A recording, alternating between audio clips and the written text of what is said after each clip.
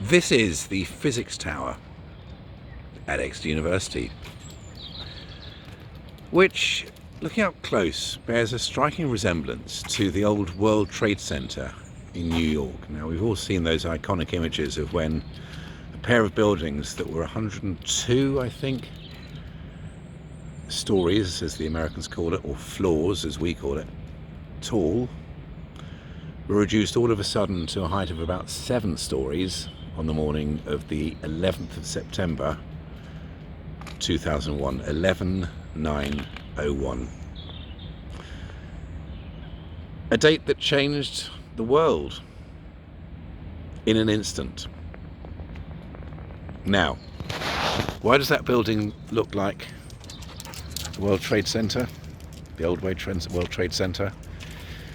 Probably because it was built around the same time. And did this inspire the World Trade Center? Did the World Trade Center inspire this? Probably that way round. It does look like the same architect, doesn't it? Anyway, that is the 7 floors where physics gets taught and experiments are done, but most of the laboratories are here, and then there's more round the other side.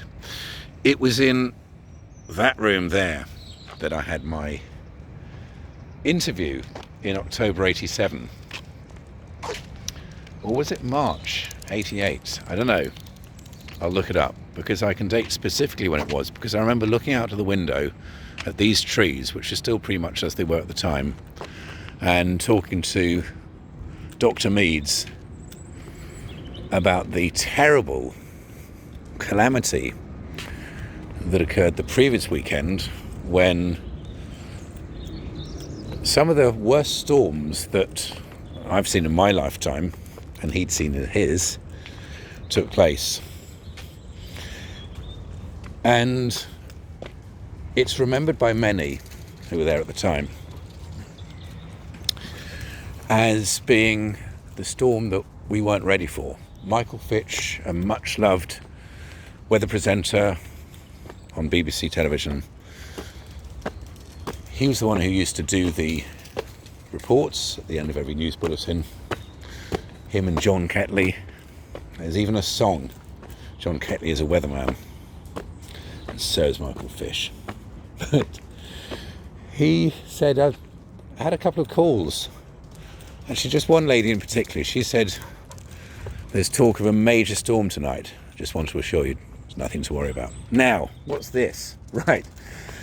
First of all, let's get our bearings. So on the left, it's been there pretty much the same since the 60s, I'd imagine. So that building probably did come before the World Trade Center, which was being completed when my parents and I moved to North America back in 1970. I was just 6 weeks old when we took the ship, as you still did back then, from Southampton to New York on the Holland America line. Now, that is the sports hall, and it was back in the day, and it looks pretty much as it did then, although I see they're doing some refurbishment at the moment. This car park is pretty much as I recall it. Now that is the sports park, and it's superb, and it's everything you'd expect from a sports centre that was built in the past 20 years, as opposed to that, which I'd imagine is late 70s, early 80s. Now, we didn't have that in 89, a fire assembly point. Of course, they're ubiquitous now, that you need to have them by law. But I remember this is pretty much what the view was in 1989 when I first came here. In fact, in 87 when I came for my interview, but after my gap year in 89 to study physics for 3 years. And to the left of it, it was all fields. It was green. Now, it's blue. And I talked to Tony the other day about hockey being the sport that I played at university. We just played on grass. What we didn't have was this. And we certainly didn't have signs like that. In need of first aid? An ice dispenser is located on the water-based hockey pitch A water-based hockey pitch. I mean, who would have thought such a thing could exist? What's it? What is that? Is it like a Canadian ice hockey pitch, but it's melted? An emergency phone is available on the balcony above the ice dispenser. Ice dispensers, I mean, they were unheard of in this country back then. This makes me think of American hotels in the 80s. Alternatively, come to main reception for help. Well, that's what we would have done. You had payphones dotted around campus, but if you needed help, you flagged down an estate patrol vehicle. They've now called themselves University Security. Sounds more serious. We'd just go down to Devonshire House, 5 minutes walk down there, and say help. But no, now you've got ice dispensers, you've got green crosses, you've got health and safety on the pitches. Do not climb the fence. No trees passing. Anyway, pitches will be open or available when booking is allocated. There are no trees passing, that's good to know. Right, now, a water-based hockey pitch. I mean, what is a water-based hockey pitch? It reminds me of waterbeds that were... Tony can tell you a thing or two about waterbeds. This is well lush, as the Welsh call it. I mean,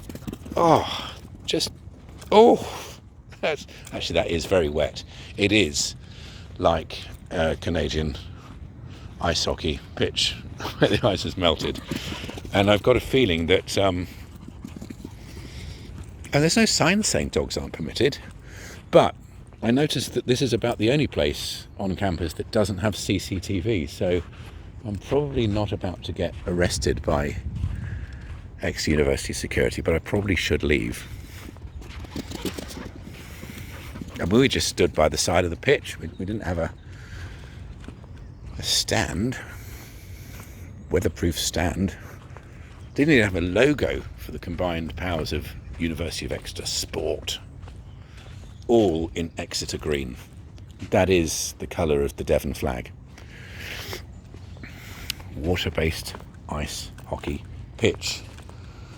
No, sorry, just a water-based pitch. Just water hockey. And yeah, you can see that. I mean, ice hockey is pretty brutal. I've got cousins in Canada, in Alberta specifically, and British Columbia, who went all the way with playing ice hockey at school. I mean, trophies, championships, the whole 9 yards, as they say in that part of the world. This campus has always had the most lovely trees, and if you'll just bear with me, Belgian Shepherd with me. Oh, brilliant. Yeah, let's just catch that on camera. Anything to clear up? No, it's just a wee. Good. Oh, down there are the mysterious laboratories where life sciences is studied, and walking around this campus now with the knowledge that this is where J.K. Rowling studied in the 80s, I think 4 or 5 years before I did. When you read about herbology and defense against the dark arts in the Harry Potter books and the brilliantly staged films, it just makes me wonder, were they based on those labs or Washington Singer? I love this campus because it's very much kept the feel that it did 30, 40 years ago. That is the maths department, and next door to it is engineering. Down here used to be chemistry. They closed it down. Can't study chemistry. Well, you can. So you can't do a degree in pure chemistry like you can with physics, engineering, maths, psychology. What you've now got is life sciences. You've got a lot of, not just any old trees that are on the National Tree Register. I think it's treeregister.org. You'll find that tree listed on it. Now this is the sand pitch. What is a sand pitch? I don't know. It's one where you have moulded third generation it's a 3G pitch. Don't climb the fence. There are no trees passing. They're stationary. Pitches will be open and available when booking is allocated. The sand pitch. Now this is where hockey took place in the late 80s. And it has done, well, I was going to say ever since, but this is clearly mixed purpose. I mean, okay, so get your bearings. We've got 2 goals there. That's pretty much where the goals were when I played hockey. And I played for the Graham, Clare, Kerry, Vrenda. What was our team called? I can't even remember what it was called. All I can remember was that won the coveted Wooden Spoon Award for scoring not 1 goal in an entire season. And I remember being, I don't know if congratulated is the word, but Russell Fuller on URE Sports News said, and the wooden spoon goes to the, what were we? I mean, we were, damn, mind block. I mean, I played for a whole year with them, badly, really, really badly. I was the worst player on the worst team in campus. Not like Tony, who was actually quite good at football. Oh, there we go. That's a nice view of the physics tower, isn't it? I might just take a photo of that. Click and send it to my teammates. The hockey pitch. There we go. Right. The wooden spoon goes to the... I think Graham was the team captain. Graham. Help me out.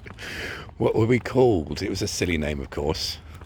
I just remember playing a game here, losing, and then walking back to Hope Hall down that way. And I had glorious views over... Actually, I don't remember the glorious views because we always played in the dark, I seem to recall. So maybe we didn't play for the whole year. Maybe I only played the autumn term and then just gave up. And I don't think I was much missed on the team. I'm sure the particular team that I was a member of still exists and has gone on to great successes since. Now that is John Lewis in the background. So all over town, Haldon Hills, you can get an idea of what's where in the city with 3 landmark buildings. John Lewis, the cathedral, of course, and the physics tower. And that sound in the background was a train just coming into St David's station, which is about 15 minutes walk down there. So there we have it. The physics tower. One of the many car parks that didn't exist then. That was just all fields. That's a reservoir up there. Always a lovely place to come and just be during 3 glorious years at the University of Exeter. Didn't spend as much time in the physics tower as I should have done, but then I wasn't the only one.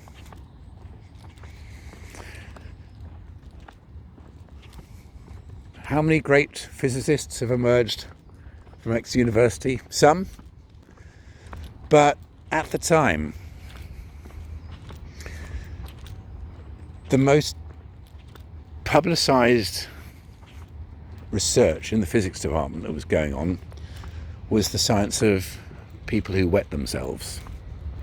And that technology that came about as a result of the, oh, well done. Yes, very good. Okay.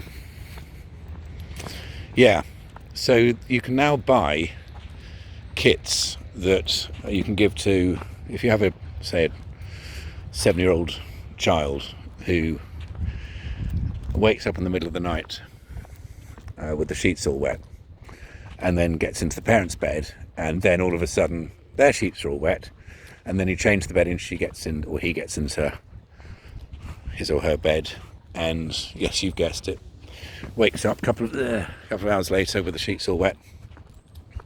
That's a lot of laundry. That's a lot of mould if you can't dry it all outside in winter. Well, fear not, because you can get a device that will detect moisture, and as soon as it detects moisture, it will give that child or adult a little electric shock. Perfectly safe, probably, but it stops them wetting themselves. Brilliant. So that came, I believe it is true, from the labs at Exeter University. Not really a claim to fame, is it? Right, I haven't done this. I haven't thrown a ball. I haven't done this since 1991, possibly 92. Yeah, it was 92. I think it was the season of 91, 92. And it's great to be back. I am still in love with the X. And I think Tony Horner as well. Episode 2 has just dropped. We recorded episode 3, and that's the one where we talk all about the university radio station. URE.